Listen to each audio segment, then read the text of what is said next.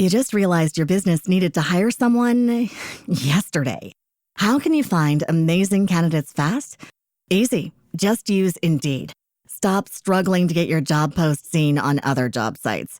With Indeed sponsored jobs, your post jumps to the top of the page for your relevant candidates, so you can reach the people you want faster. According to Indeed data, sponsored jobs posted directly on Indeed have 45% more applications than non-sponsored jobs. Don't wait any longer. Speed up your hiring right now with Indeed.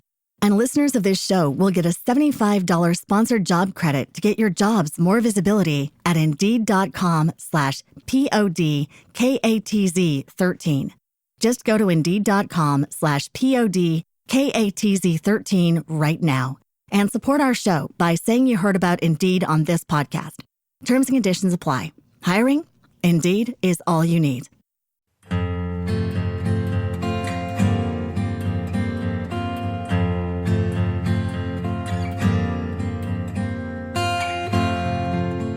Hola, soy Ida Stier y a través de este canal te voy a contar mi historia.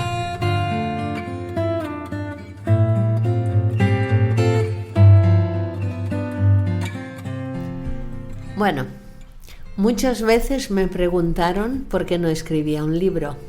La verdad que me lo pregunté hasta yo, pero ni sé escribir ni tiempo tengo. Entonces decidí que lo mejor es dejaros este cuento de mi vida y de mi experiencia en la vida. ¿Dónde nací? En la entrada del canal de Suez, y fue un año que lo llamaron santo, porque de verdad lo era, y en un lugar para mí muy emblemático, porque esa casa tenía 2 balcones en los cuales no perdía nunca el contacto visual con los barcos.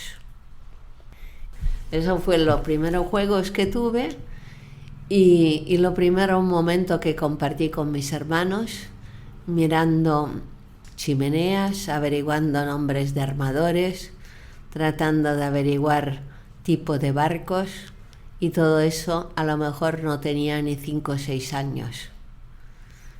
Vino una guerra, y la guerra del canal de Suez del año 56 nos apartó de esa casa, nos separó, pasaron momentos un poco feos, pero los recuerdos son también como muy remotos.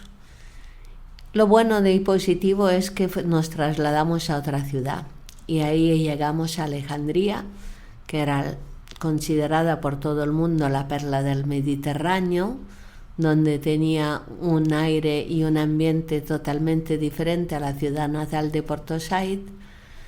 Y en esta ciudad de Alejandría pasé mis mejores años, porque fueron los años de la adolescencia, de los primeros amores reales o amores inventados o imaginarios, los primeros rincones de donde ibas y te escondías, no con los amores, sino te escondías con las piedras y con los mensajes que dejabas a otros amigos que los tenían que encontrar.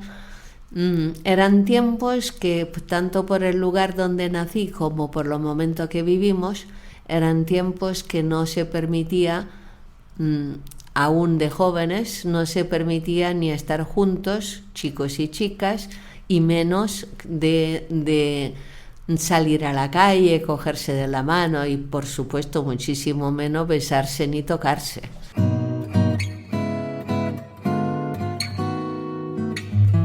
Bueno, pues los adolescentes de aquel entonces, como no teníamos ni internet ni teníamos nada, pues teníamos unos valores muy personales, y nuestra banda o nuestro grupo de amigos, que eran los supervivientes después de la guerra del 56, todos los europeos habían marchado y quedamos los supervivientes. Entonces los supervivientes nos aunamos y formamos una banda muy multinacional, no sé, diferentes nacionalidades, diferentes religiones, y todos unidos por nuestro valor de los 12, 13 años que teníamos en aquel entonces. Pedaleando en nuestra bicicleta nos íbamos a la playa los fines de semana, jugábamos a la raqueta, nos contábamos nuestro cuento en el solarium y pasábamos el tiempo divirtiéndonos, contándonos las historias que cada uno vivía en su propia casa. Ahí mezclábamos las costumbres que cada uno tenía, los platos de comida que cada uno hacía, las fiestas, las religiones, y también compartimos hasta leer la Biblia, el Corán, el libro de los judíos, que ahora tampoco me acuerdo cómo se llama, pero todos ahí estábamos súper entretenidos, y mientras esas lecturas y esos espacios los compartíamos sobre todo sábado y domingo por la tarde, que era cuando más tiempo teníamos para estar en el solarium de esta playa, que era una playa para nosotros ideal y que se llamaba San Stefano. Playa que hoy solo queda la roca en el mar, porque de resto se ha creado un gran casino y un gran resorte y un gran mall, como llaman, centro comercial, que sigue conservando el nombre de San Stefano. Entonces, así pasó la adolescencia entre monjas y un colegio muy severo, exámenes muy duros porque no teníamos oportunidad de repetir, padre muy exigente, madre muy napolitana y amigos muy, muy internacionales. Nos apoyábamos los unos con los otros a la hora, sobre todo, de examinarnos en árabe, que era el idioma más difícil que conseguir, o en italiano, que para las dos que eran musulmanas sí que estaban en clase con nosotros, dos musulmanas en colegio de monja en Alejandría, años 60-62. Y ahí compartíamos todas en la misma clase, también diferentes valores, a pesar que las monjas opinaban lo contrario. Pero bueno, en esos momentos de adolescencias y experiencias, lo positivo para mí fue que aprendí desde los 13 años a trabajar con mi padre o a ir ayudándole, porque como había muchas horas sueltas, entonces había que ocupar cada minuto de nuestra vida haciendo algo importante. Esa era la elección del nonno, que era mi padre.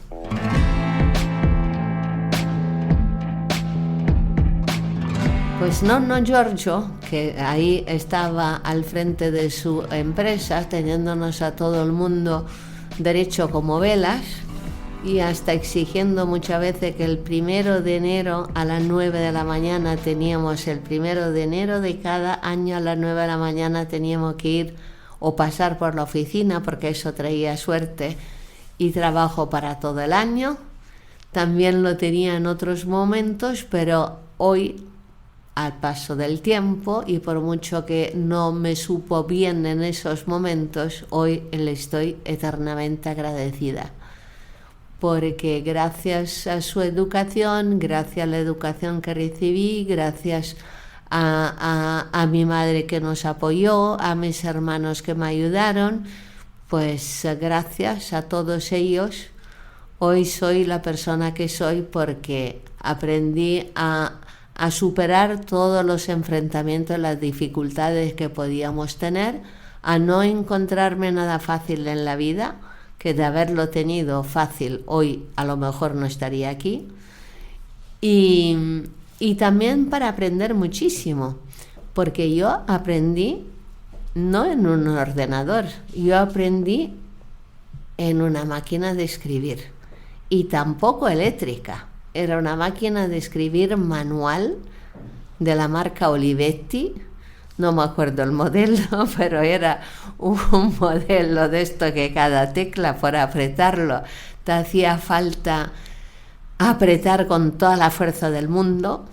Así estoy rompiendo los teclados de los ordenadores hoy en día.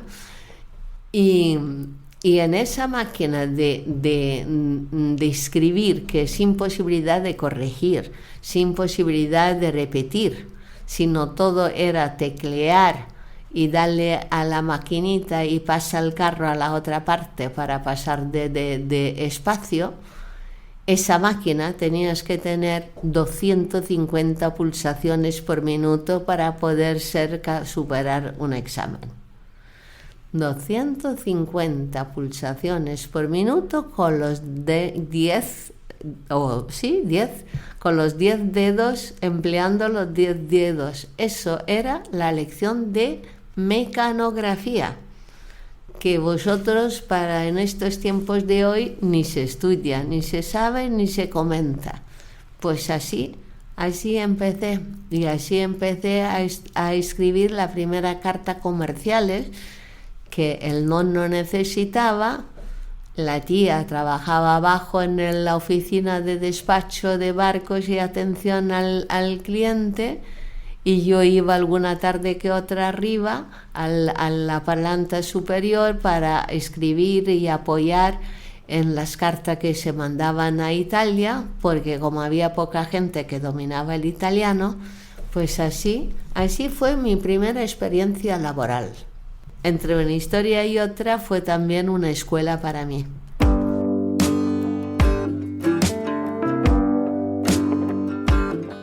Y de tarde, después de la escuela, íbamos a casa, comíamos, después por la tarde pasaba por ahí y por la tarde-noche estudiaba inglés. Pues en el colegio teníamos obligatorio desde los 5 años. Empezamos con árabe, porque era obligatorio del país, italiano, porque era obligatorio de la escuela, era escuela oficial italiana, francés, que era lengua viva. Con la lengua viva duramos hasta las elementares, y cuando pasamos a medias, no me acuerdo qué año, 10 años, 11 años, que son las medias de aquel tipo de años, ¿no? Formación escolar, no me acuerdo cómo se llamaba, ni a qué es comparado hoy en día, porque era un avviamento comerciale, se llamaba en italiano. Total, que de aquellos años, cuando pasamos a la media, empezamos con un idioma vivo añadido, que era el inglés. Entonces, para refuerzo, yo tenía también una clase en la Berlitz School, de 7 a 8 de la tarde, para después llegar a casa, ya cenar, y hasta el día siguiente, que había que empezar a ir al colegio a las 7:30 de la mañana. Ya entrábamos, porque a las 8 ya estaba el primer rezo del Ave María y a clase. Entonces, 14, 15 años ya eran años con esa experiencia, no solo de la escuela, sino también del trabajo, con la experiencia de todos los tripulantes que venían a tierra a comprar, compraban oro, compraban recuerdos, compraban antigüedades, y yo, que era muy curiosa, los acompañaba a las tiendas. Les decía por qué compraban el oro, y así descubrí que el oro de Egipto pesaba 18 quilates en vez de 14 o 12 que había en Europa, no me acuerdo cuánto era, con lo cual el oro era muy valioso, muy barato y muy buena calidad, y compraban enormes cantidades de cadenas, de medallas, de pulseras. Era increíble, y yo te recuerdo eso como un empacho ya de joyerías y de visitas y de compras. Y luego los otros que le gustaban las antigüedades, y justo en nuestra calle había un montón de pequeñas tiendas llenas de antigüedades, que eran de todos los muebles que habían vaciado de la casa de los europeos que habían fallecido, antiguas personas a lo mejor que no tenían familia, de familia pues original, griega, armenia, italiana, francesa, y todas esas casas que fueron vaciadas por miembros de la familia que vinieron, herederos que no se quisieron quedar, y todas las tiendas de antigüedades la fueron conservando. Y entonces ahí la gente que sabía encontraba verdadera maravilla por poquísimo dinero. Se han vendido, que yo sepa, cuadros originales de pintores famosos por a lo mejor 10 libras o algo que era simbólico casi de precio, porque el otro no sabía lo que tenía ni lo que vendía. Recuerdo también, ¿cómo se llaman estas cristalerías? Cristalería de cristal de Bohemia, creo que era un cristal muy famoso que tenía un sonido espectacular. Y se lo compraban y se lo llevaban entre mucha paja y papel de periódico para que no se rompiera. Son imágenes fugaces y recuerdo que tengo de todas aquellas experiencias que para mí eran como muy tentadoras, porque me maravillaba que estas personas de la mar vinieran tan experimentados, o yo por lo menos los veía como grandes capitanes y luchadores en esos barcos, que hoy en día son unos barcos pequeñísimos, porque tú imagínate que aquellos enormes barcos para mí eran barcos de 2 y 3 mil toneladas, que hoy no son ni cáscara de nueces. Pues todos esos personajes que bajaban a tierra, que eran los tripulantes de mando, claro, y que gastaban tanto dinero, para mí eran como dioses. Y quería estar con ellos, quería parecerme a ellos, quería navegar con ellos. Aquí queda para otro capítulo la experiencia de la navegación. Bueno, espero que te haya gustado este minutos que hemos compartido y te espero en mi otro capítulo.